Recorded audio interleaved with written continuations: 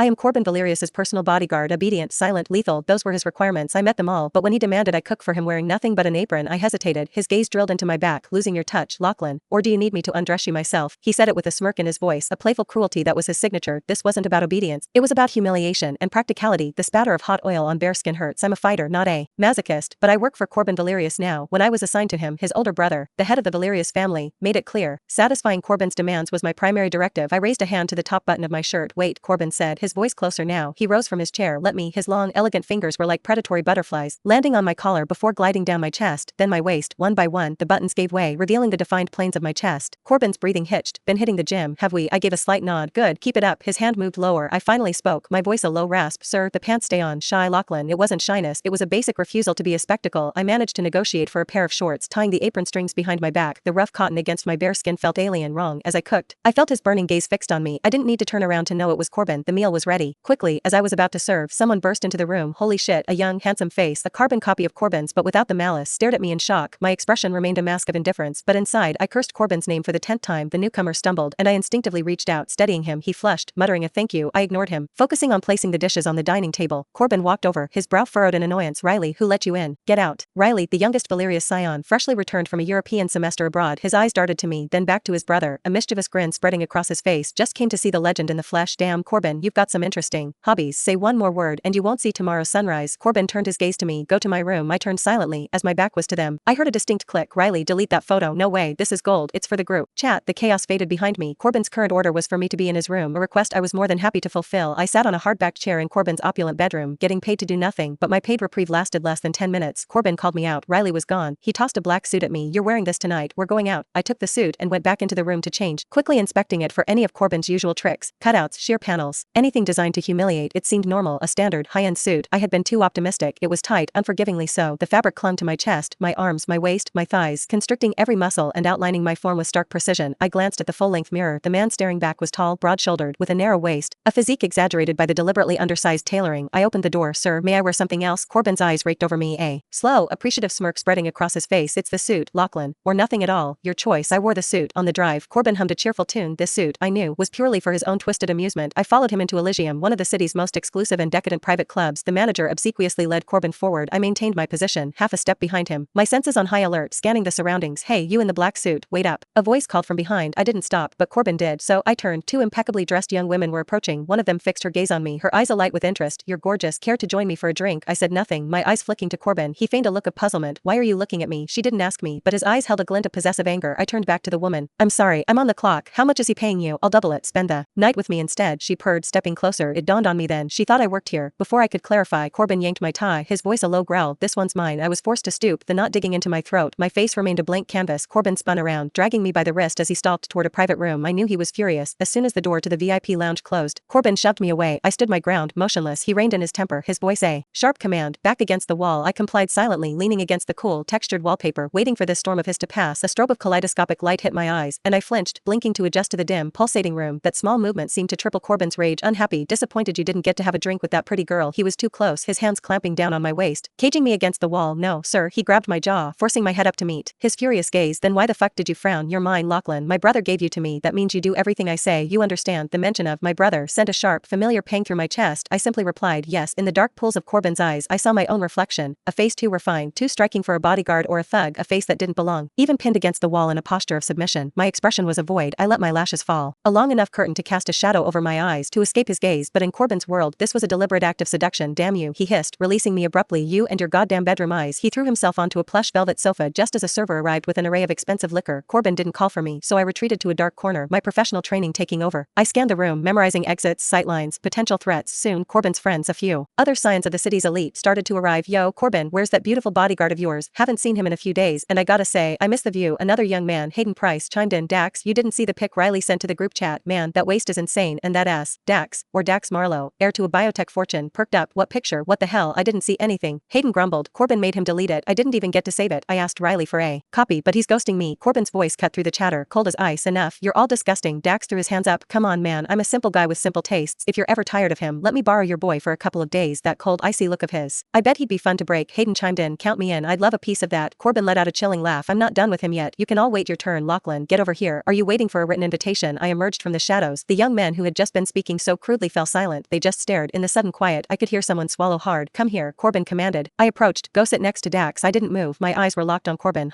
Pleading with me now, are we? Corbin's smile was vicious. Too late. Tonight, you're going to be a good host for Mr. Marlowe. Arguing with Corbin was pointless. His moods were more volatile than the stock market. I walked toward Dax. The moment I sat down, he instinctively flinched away. Then he slowly, almost shyly edged back toward me. Hayden, sitting on his other side, pulled him back. Give the man some space. Come on, Lachlan, sit over here with me. I ended up sandwiched between Hayden and Dax. Dax's eyes seemed to be glued to my body. He kept trying to start a conversation. Lachlan, you thirsty? Want some water? How do you get a body like that? You should train me sometime. You eating any of this fruit? You haven't touched a thing, even. Though I didn't answer, he chattered on relentlessly. So much noise, so irritating. I frowned slightly and turned my head to look at him. Dax's body went rigid. Lachlan, don't look at me like that. Hayden scoffed. Look at you, you coward. Weren't you just saying you wanted to? Shut up, I never said that. You're putting words in my mouth. Corbin watched the scene unfold with detached amusement, his gaze a venomous snake coiling around me. Lachlan, aren't you going to pour a drink for our guests? He was deliberately trying to break me. I knew it, sir. I'm not permitted to drink while on duty. Corbin stood up, looming over me. Say that again, sir. My duty protocols. MMPH. Cough, cough. Corbin clamped a hand over my jaw, forcing my head back. The neck of a glass bottle was jammed against my lips, and he tilted it, pouring the fiery liquid down my throat. Hey, Corbin, man, chill out. Dax tried to intervene, but it was too late. Half a bottle of whiskey was already burning its way through me. The searing alcohol ravaged my throat and hit my empty stomach like a Molotov cocktail. The liquor was strong. A scorching heat spread rapidly from my cheeks to my neck, and then, beneath the tight confines of my suit, even my knuckles flushed red. The noisy room fell silent, replaced by the sound of sharp, ragged breaths. My heart hammered against my ribs. The world began to spin. I felt myself being pulled into someone's arms. Hands landed on my heaving chest, my waist, my stomach. They moved with a lewd, possessive intent. Exploring and defiling. I tried to make a fist, but my limbs were heavy. Useless.